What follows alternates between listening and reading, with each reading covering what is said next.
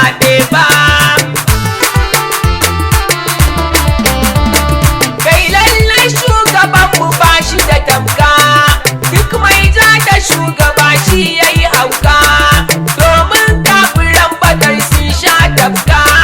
su sun ja da shugaba sun zama toka,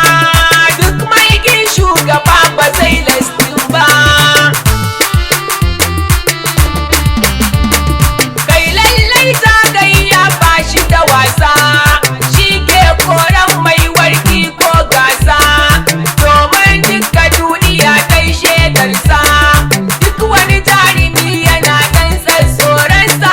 domin san ba zai ja da manzan Allah ba.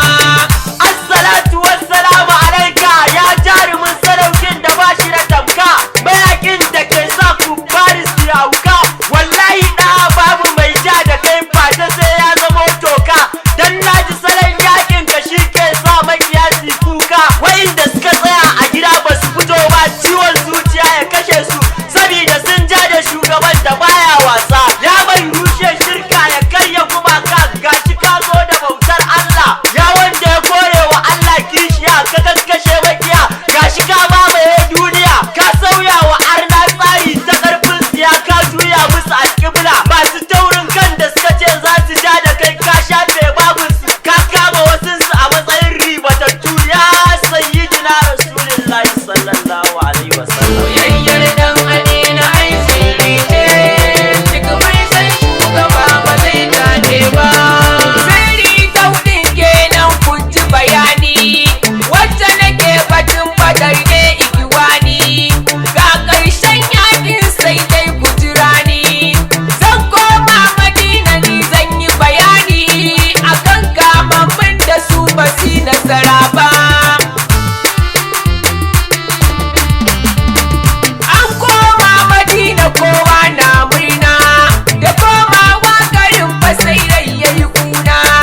domin an rashi mai girma igiwana, yar manzo Rukayya ce ta yi shahada, matar Usman da bai je yaƙi ba. Dan ko rashin lafiyar ta ne ya tsananta, sai manzo ya ce Usman ya jire ta, yayi jinyar ta dan ko shine fa mijinta, a cutar nan sai da muka yi rashin ta, Allah ya kara girma ga Rukayya babba. Duka sahabbai manzo ya tarawa, ganimar yakin nan shi ya bayarwa, har da waɗansu ciki da aka rasawa, har da sayyidi Usman an miƙawa, domin yayi jinya bai je yaƙi ba. Soyayyar dan Amina ai sirri ce, duk mai san shugaba ba zai dace ba. An dawo ga kirsinoni kujiyewa, inda shawara ba a nan dai barkewa, duka sahabban manzo sun shaidawa, Abubakar da Umar su sun furtawa, ku zo mu je gare su dan baska wuce ba.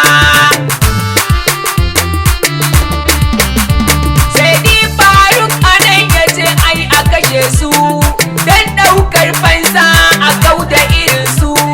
kowane mutum a bashi ɗan dangin su, ya kashe shi da kansa in ji abban Hafsu,